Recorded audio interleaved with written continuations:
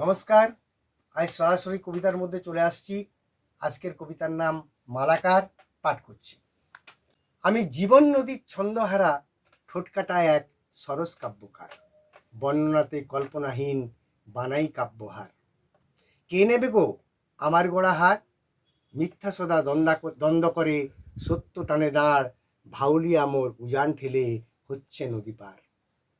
আমি তো লিখি আমার মনের কথা, যোগ বিয়োগের ভাবনা যে যার মনের নিজস্বতা। পুরাণ কোরআন খোনার বচন পাঠ করেছি গীতা।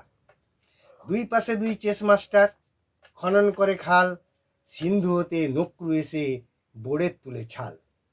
অজাচরের চিত্রে আবার নগ্ন মহাকাল।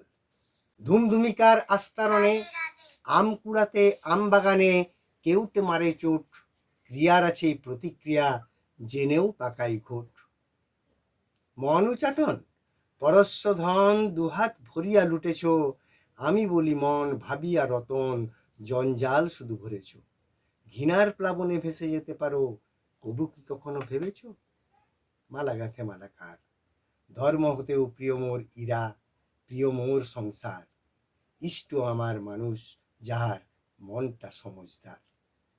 বিজ্ঞাপনের বাহারি চটক, মিডিয়ার এক খেল, লোভের স্রোতে গা ভাসালেই ন্যাড়ার মাথায় বেল। হেড কিংবা টেল জমবে এবার খেল। নমস্কার।